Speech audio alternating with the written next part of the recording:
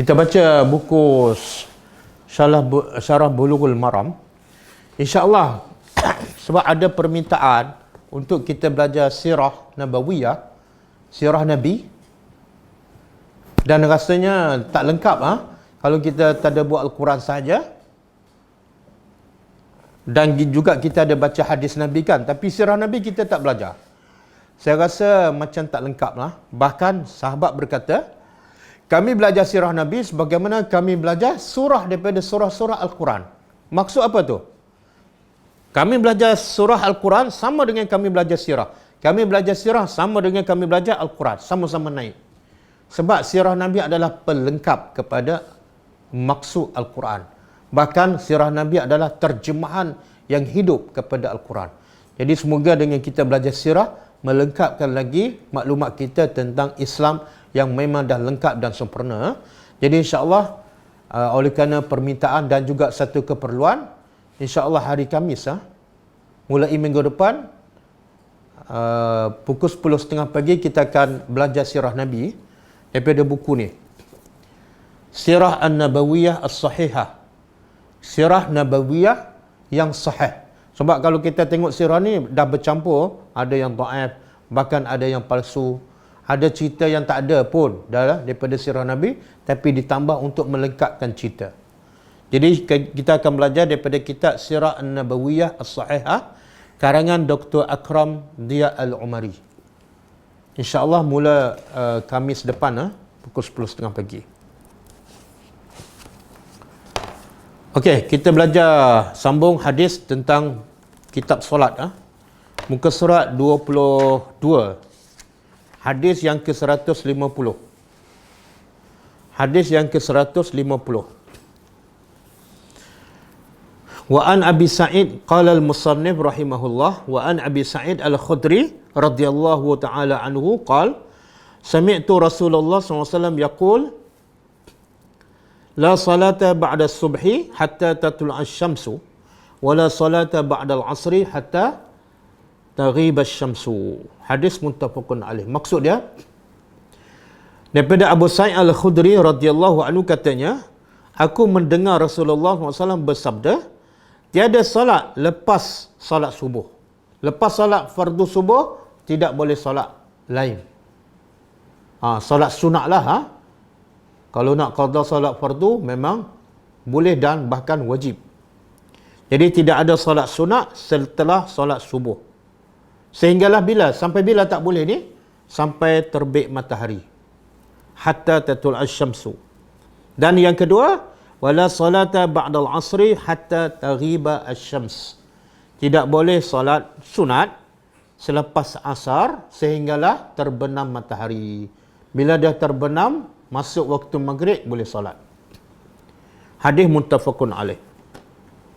Nanti dia akan penulisnya akan bincang akan bentangkan pendapat-pendapat ulama yang tak boleh solat ni solat sunat apa. Adakah semua solat sunat tak boleh, ataupun ada solat sunat yang dikecualikan boleh solat lepas subuh dan lepas asar. Okey, lafaz Muslim, la salata ba'da salatil fajri, tidak ada solat selepas solat fajar.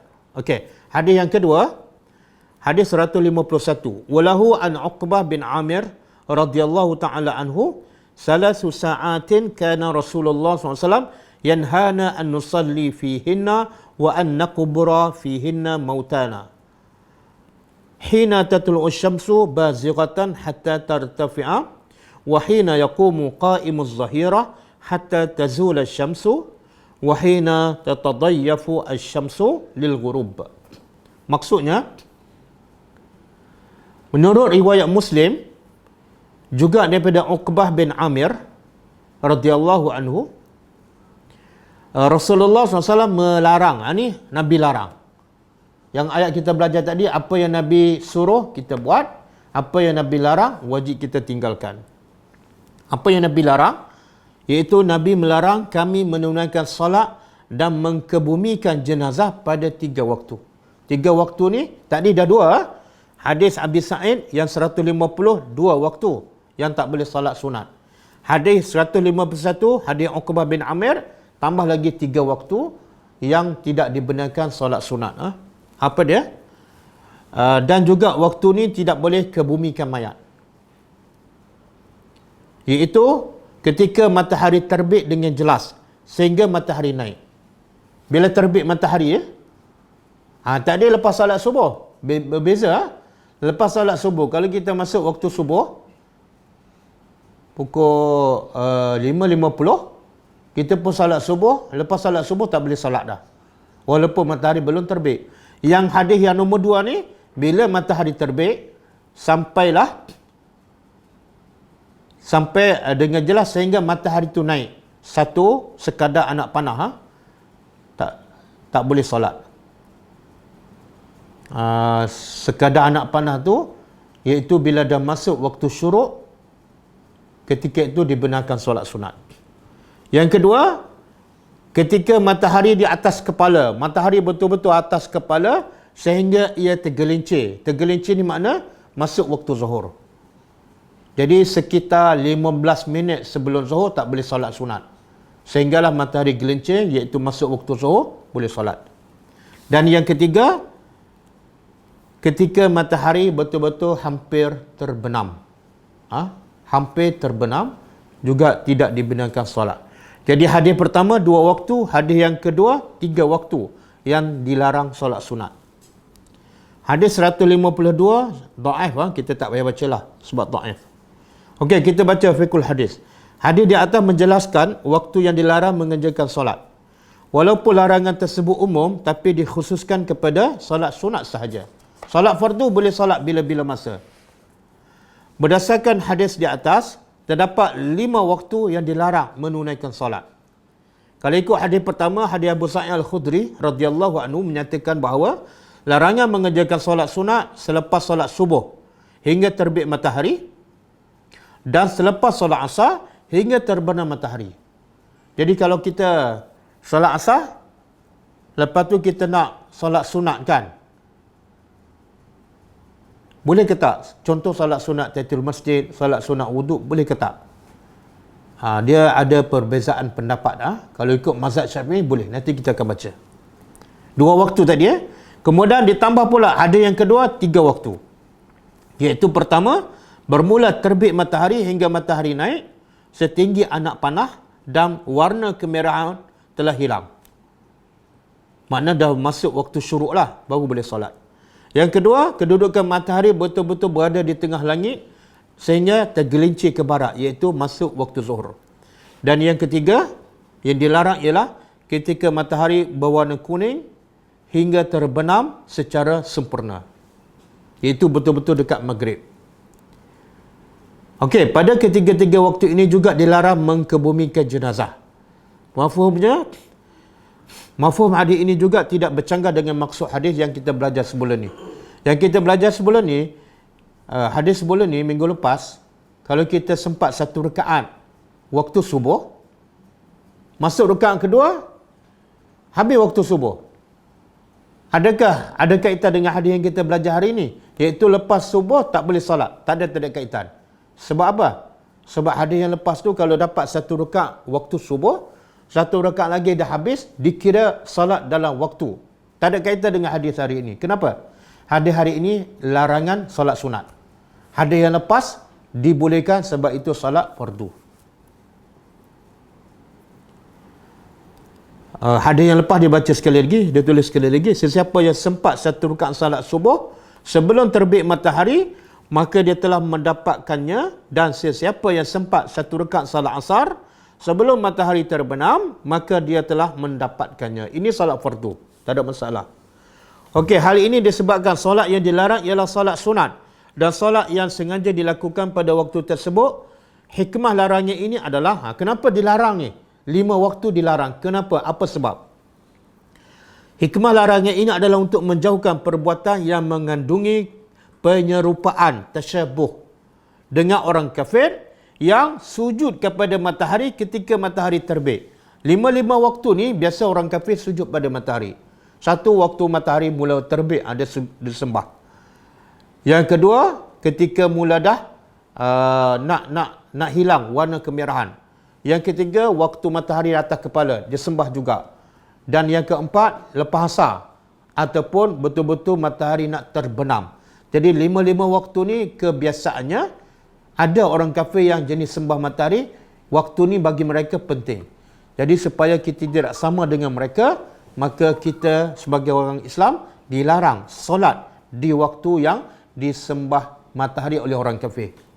Sebab Nabi kata man tashabbaha biqaumin fahuwa minhum, siapa yang menyerupai kaum yang lain maka dia adalah seperti kaum itu. Okey, selain itu terdapat hadis Amr bin Abbas, hadis Amr bin Abbasah radhiyallahu anhu yang menyatakan perbuatan tersebut. Sebab apa tak boleh? Dijelas dalam hadis yang berikut, iaitu hadis riwayat Muslim. Sabda Nabi Muhammad SAW yang bermaksud, sesungguhnya matahari terbit antara dua tanduk syaitan. Jadi matahari bila terbit antara dua tanduk syaitan. Kalau ikut hadis ni, pada zahir syaitan ada tanduk. Bila matahari terbit, nampak matahari tengah-tengah antara dua tanduk syaitan. Ada pendapat mengatakan itu hanya simbolik. Jadi sebab tu ketika itu tak boleh solat. Maka ketika itu orang kafir sujud kepada matahari. Kemudian ketika matahari berada di atas kepala pula, neraka jahanam sedang bergelegak. Dan pintu-pintu neraka sedang dibuka, maka tak boleh solat ketika itu. Dan juga matahari terbenam di antara dua juga tanduk syaitan. Maka orang kafir sujud kepada matahari. Sebab tu kita tidak boleh solat di waktu orang kafir sujud kepada matahari. Okey. Ulama bersepakat mengatakan bahawa solat sunat mutlak, waktu yang dilarang 5 ni, ulama sepakat tak boleh solat sunat. Solat sunat apa? Solat sunat mutlak. Apa makna solat sunat mutlak? Iaitu solat sunat yang tidak ada sebab. Kita ambil wuduk, kita pun solat. Orang tanya, solat apa tu? Tak ada, saja-saja nak solat. Saja-saja nak solat, namanya solat sunat mutlak. Diboleh tak? Dibolehkan. Dibolehkan. Sebab tu ada satu hadis Nabi kata, siapa yang mandi awal pada hari Jumaat, kemudian berwuduk, kemudian pergi ke masjid awal, bila masuk masjid, ini belum masuk waktu Jumaat, waktu zuhur, dia pun solat. Nabi kata dia solat setakat yang dia mampu. Mungkin 2, mungkin 4, mungkin 8. Sampailah khatib naik mimbar, dia pun berhenti solat dan dia mendengar khutbah. Kemudian dia solat Jumaat. Maka perbuatan dia tu kelebihannya ialah diampunkan dosanya selama 7 hari campur 3 hari, 10 hari. Amalan apa ni? Mandi awal hari Jumaat, pergi awal dan solat. Solat apa ni? Ni ulama kata solat sunat mutlak. Kalau nak kata solat sunat sebelum Jumaat, belum masuk waktu. Belum masuk waktu. Okey? Jadi ulama sepakat haram solat sunat mutlak di 5 waktu yang dilarang. Kalau solat juga tak sah, sia-sia. Okey? Namun begitu, ulama berselisih pendapat tentang mengenai keharusan mengerjakan solat yang bersebab. Seperti solat sunat tahiyatul masjid, solat sunat gerhana.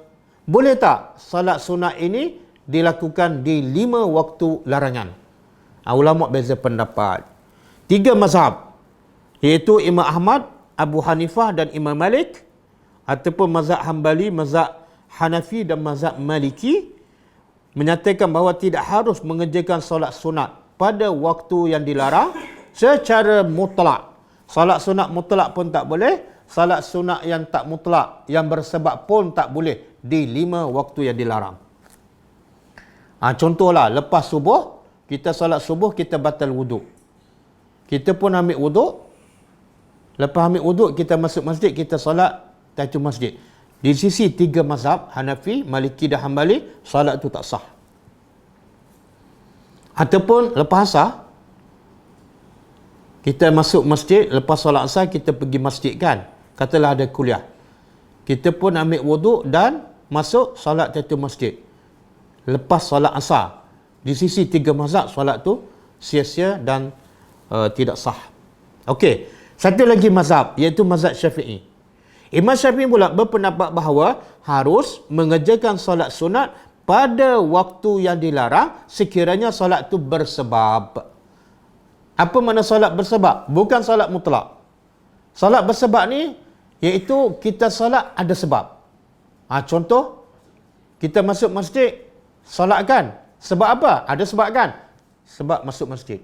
Ataupun kita ambil wuduk, kita pun solat. Solat bersebab ke solat mutlak? Bersebab. Boleh. Jadi contoh lah, kita lepas solat subuh, kita batal wuduk. Kita pun pergi ambil wuduk dan nak masuk balik ke masjid. Kita pun solat 2 rakaat. Di waktu yang dilarang. Solat tu sah tak? Kalau kita bermazhab Syafi'i dan ambil pendapat mazhab Syafi'i, solat tu sah, tak ada masalah. Tapi kalau di sisi mazhab Hanafi, Hambali dan Maliki, solat tu terbatal, tidak sah. Okey? Jadi nak ambil pendapat yang mana ni? Pendapat yang tak payah solat lah. Sebab tak sah. Okey? Jadi sebab kadang-kadang, sebab itulah kalau kita solat sunat, ini pun ada dalil lah. Kita pergi solat subuh, sampai di masjid orang dah qamat. Kita pun ikut imam solat subuh berjemaah. Habis solat subuh, kita pun bangun. Nak qada solat sunat subuh yang kita terlepas. Boleh ke tak? Boleh ke tak? Boleh. Jawapannya boleh sebab ada dalil. Ada dalil lah. Ada daripada hadis yang sahih, seorang sahabat dia datang ke masjid Nabi, Nabi dah solat, dia pun join solat subuh berjemaah dengan Nabi. Lepas bagi salam, terus dia bangun, dia solat apa? Solat sunat subuh yang terlepas tadi. Dan Nabi tak bantah. Maka ulama kata, boleh solat sunat yang bersebab walaupun di waktu yang dilarang. Okey? Jadi kalau kita solat subuh di masjid, lepas orang solat subuh, kita tengok dia solat sunat. Jangan melatah.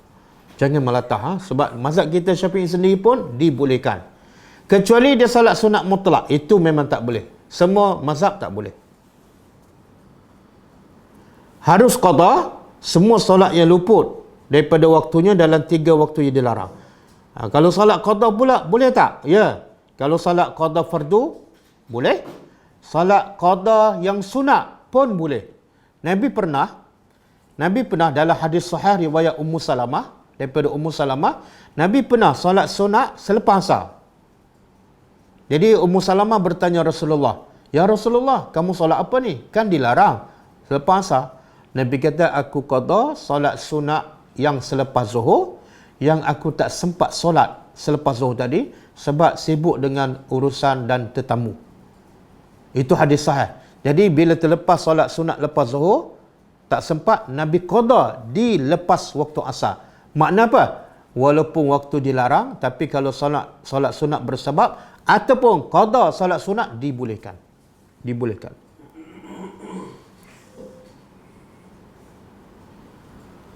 Tetapi kalau sengaja mengerjakan solat sunat pada waktu itu adalah tidak boleh kecuali di Mekah. Kalau sengaja nak solat sunat yang bersebab tak boleh. Kecuali di Mekah. Mekah ni lain hukum dia, bebas. Kamu nak solat sunat apa saja, mutlak ke, bersebab ke, bila-bila masa, lepas subuh, lepas asar, bebas. Itu dikecualikan sebab dia Mekah. Okey, jadi jika diperhatikan, hadis yang melarang mengerjakan solat sunat selepas asar dan subuh adalah umum. Berkaitan masalah ini terdapat beberapa solat yang terkeluar ataupun terkecuali daripada larangan umum tersebut. Sebagaimana telah dinyatakan oleh Nabi Muhammad SAW. Yang hadis yang melarang tu umum, tapi ada solat-solat sunat yang terkecuali yang dibolehkan walaupun waktu yang dilarang. Pertama, mengulangi solat fardu secara bersendiran. Boleh. Apabila mendapati jemaah selesai solat fardu sebagaimana yang dinyatakan oleh dalam hadis Yazid bin Al-Aswad yang diriwayatkan oleh Ahmad, Abu Dawud, An-Nasai dan Tirmizi dan Ibnu Majah. Ulang solat fardu. Contoh, saya solat fardu subuh di masjid.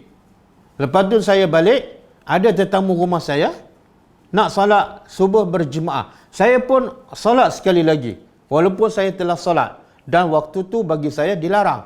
Maka hukumnya boleh sebab ulang solat fardu, tak ada masalah. Yang kedua, mengqadakan solat sunat subuh yang saya dah sebut tadi, iaitu selepas subuh berdasarkan hadis sahih yang diriwayatkan oleh Ibnu Majah daripada Abu Hurairah radhiyallahu anhu. Jadi boleh, lepas solat subuh kita nak qada solat sunat subuh, boleh walaupun waktu dilarang. Yang ketiga, mengqadakan solat sunat zuhur selepas asar. Saya dah sebut tadi.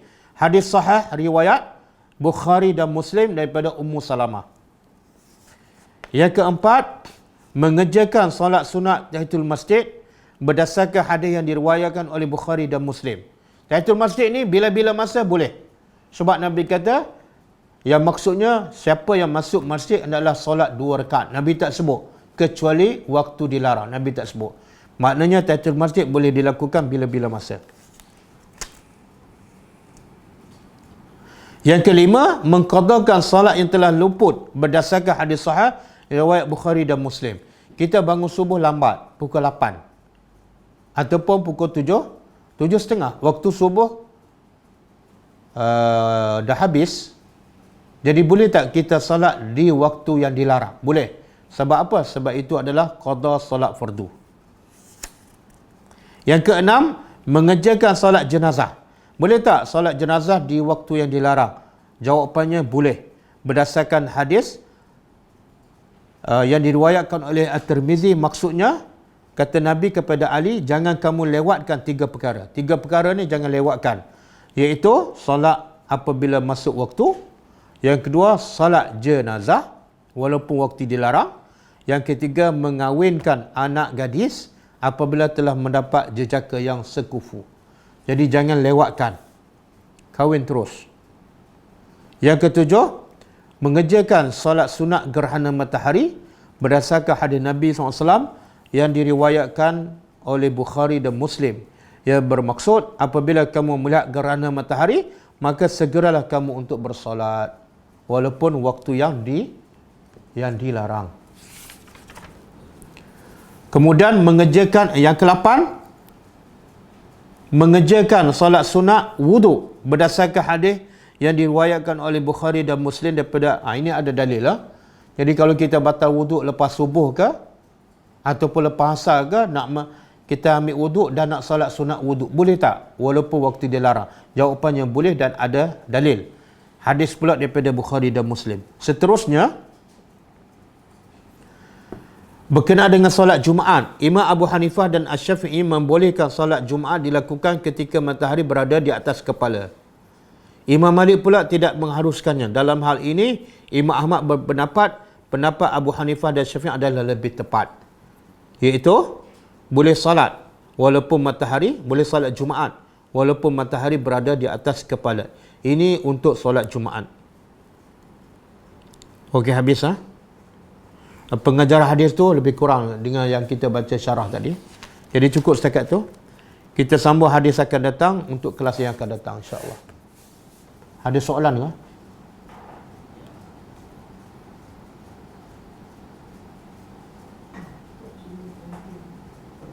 Dan Masjidil Haram tidak ada waktu dilarang. Betul? Ya, saya dah baca tadi. Solat sunat tu masjid dan solat. Okey, bila dah azan, solat sunat tahiyatul masjid dan solat sunat qabliyah, boleh tak disekalikan? Dia sebenar apa-apa solat, dengar, apa-apa solat yang pertama kita lakukan, sebaik saja kita masuk masjid, maka automatik dia akan menjadi solat tahiyatul masjid. Walaupun kita niat solat sunat qabliyah. Jadi kalau kita masuk masjid sebelum azan, sebelum masuk waktu, kita niat tahiyatul masjid. Tapi bila dah masuk waktu, dah azan, kita niat qabliyah dan dia juga menjadi tahiyatul masjid. Mana soalan tak ada?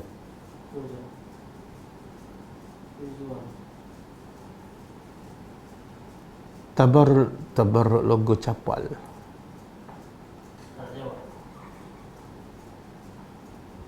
Adakah boleh kita ikut ustaz tu dan dia, okey, boleh buka YouTube banyak jawapannya. Jadi saya tak perlu jawab lah. Boleh buka YouTube dan fikir sendiri, banding sendiri mana yang betul berdasarkan dalil yang sahih. Adakah solat berjemaah di rumah mendapat pahala seperti solat berjemaah di masjid? Tak. Pendapat paling kuat, tak dapat pahala yang sama. Sebab yang Nabi kata dapat pahala 25, pahala berjemaah 25 ialah solat jemaah di masjid. Yang solat jemaah di rumah tak akan dapat pahala seperti solat di jemaah di masjid. 25 tak dapat. Kenapa? Sebab jelas zaman Nabi solat Jumaat di masjid adalah wajib. Jadi bila Nabi kata kelebihan solat berjemaah lebih 25 pahala daripada solat berseorangan, maksud Nabi ialah solat berjemaah di masjid. Sebab ketika itu solat Jumaat di masjid adalah wajib. Sehingga Nabi nak bakar rumah orang yang tak pergi solat berjemaah di masjid. Satu. Sebab yang kedua ialah kalaulah solat kalaulah solat berjemaah di rumah sama dengan pahala solat berjemaah di masjid, agak-agak apa jadi? Orang tak akan pergi masjid. Jelas Jadi solat Jumaat di rumah tak sama dengan pahala solat Jumaat di masjid. Habis orang Jumaat di rumah dapat pahala apa? Dia ada satu lagi hadis Nabi kata, solat 2 orang lebih baik daripada solat seorang. Solat 3 orang lebih baik daripada solat 2 orang. Dia dapat pahala tu je, lebih baik, bukan 25, bukan 27. Lepas solat subuh tak boleh solat sunat sehingga terbit matahari. Adakah bila masuk syuruk boleh terus solat sunat ataupun kena tunggu? Tunggu lebih kurang 15 minit supaya kita betul-betul pasti dah masuk waktu syuruk. Jadi lepas habis waktu subuh, tunggu lebih kurang 15 minit barulah kita solat syuruk.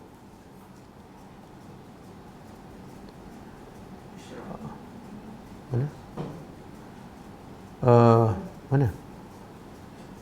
Adakah? Kalau kita ambil wuduk daripada rumah lepas tu masuk masjid, adakah ia kena solat sunat wuduk dulu ataupun tak?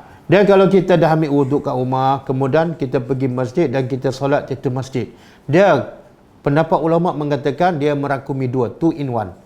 Dia jadi solat wuduk dan juga solat tahiyatul masjid. Tapi kalau kita nak buat dua pun boleh. Mula-mula solat tahiyatul masjid, kemudian solat wuduk pun boleh. Tapi kalau kita salah satu, dia merangkumi 2, 2 in 1.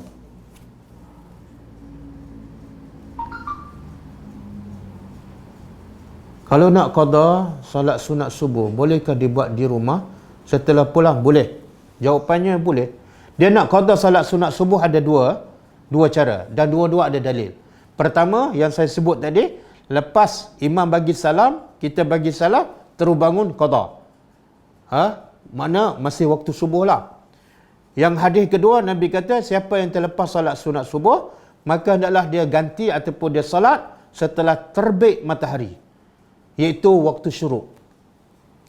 Jadi nak qada salat sunat subuh ada 2 cara. Pertama, terus salat sebaik saja selepas salat fardu subuh. Yang kedua, tunggu terbit matahari baru ganti salat sunat subuh.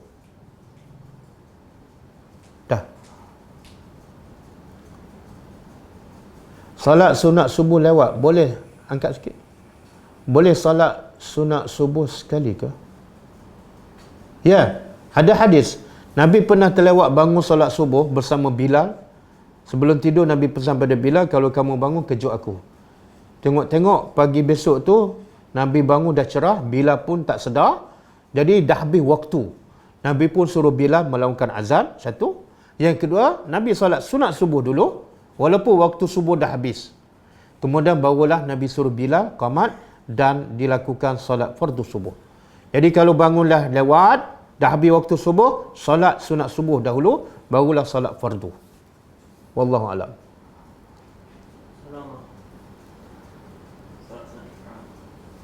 Mana? Okey, solat sunat ihram boleh ke dalam waktu dilarang? Boleh. Sebab dia bersebab.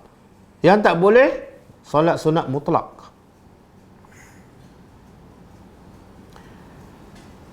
Sunat witir yang diqada selepas solat subuh dalam waktu larangan. Ada hadis Nabi bila ada ketika Nabi tak sempat bangun, terlupa bangun ataupun dah penat sangat, tak sempat malam tu bangun solat witir ataupun solat malam, maka Nabi qada dengan menggantikannya dengan melakukan solat duha. Dan bila solat duha mesti genap. Katalah kalau Nabi solat malam 11 rakaat, kalau Nabi malam tu tak bangun, Nabi ganti dengan solat duha 12 rakaat. Jadi kalau kita biasa solat witir malam 5 rakaat, tapi malam tu kita tak bangun, besok kita qada dengan solat duha 6 rakaat. Kalau biasa kita solat witir 3 rakaat, malam tu tak bangun, besok ganti dengan 4 rakaat.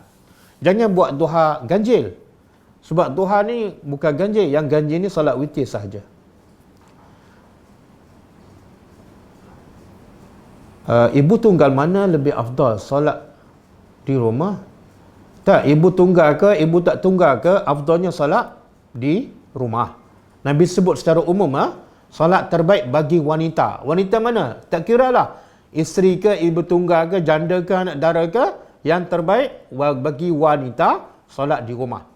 Dan di rumah pula yang terbaik dalam biliknya. Dalam biliknya pula yang lagi baik ialah ada tempat khas ibadat dalam biliknya. Maksudnya apa? Lagi tersembunyi, lagi tercorok wanita, lagi jauh daripada fitnah lelaki, lagi bagus solatnya.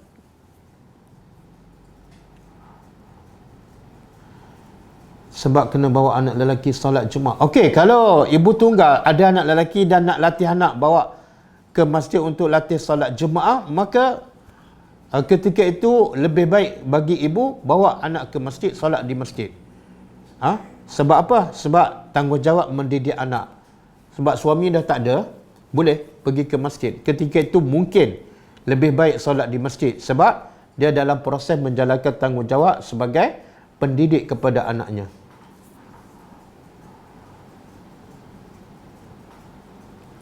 Benarkah tiada solat qabliyah Jumaat? Ulama beza pendapat. Kalau ikut mazhab Syafi'i, solat sunat sebelum Jumaat ada. Ada dalil? Dalil tak ada. Cuma dia kias dibanding dengan solat Zuhur.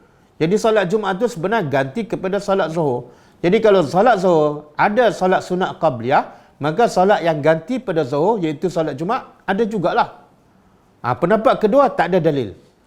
Tak ada satu pun dalil yang Nabi pernah solat sunat sebelum Jumaat, tak ada. Bahkan Nabi bila keluar rumahnya, bila dilaungkan azan, bila laungkan azan, Nabi keluar terus naik mimbar. Jadi tak ada hadis mengatakan Nabi solat sunat qabliyah.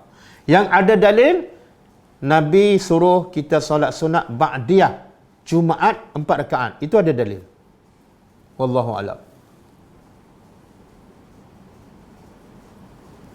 Solat Jumaat apabila matahari atas kepala, bukankah masuk waktu selepas tergelincir?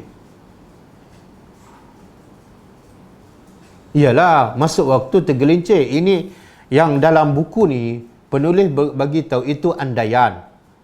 Katalah mungkin ada ketika waktu Jumaat ada masuk tapi matahari masih atas kepala lah. Ada ketika mungkin berlaku keadaan macam tu, maka persoalannya boleh tak solat Jumaat dalam keadaan waktu yang dilarang? Jawapannya boleh. Kalau tak berlaku tak ada masalah. Jika bangun lewat subuh, bolehkah kita solat sunat qabliyah subuh dulu? Ya, saya dah sebut tadi. Kalau kita bangun ada waktu subuh 5 minit lagi, solat fardu subuh dulu. Lepas tu baru qada solat sunat. Okey? Kalau kita bangun lewat tapi waktu subuh masih ada 5 minit ataupun 10 minit, solat fardu subuh dulu. Sebab kalau nak solat sunat mungkin habis terus waktu subuh. Tapi kalau kita dah bangun, habis dah waktu subuh, solat sunat subuh dulu, baru solat fardu.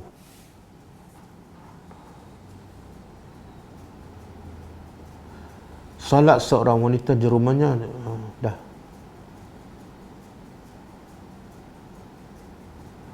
Tentang keutamaan surah Al-Hasyr 3 ayat terakhir.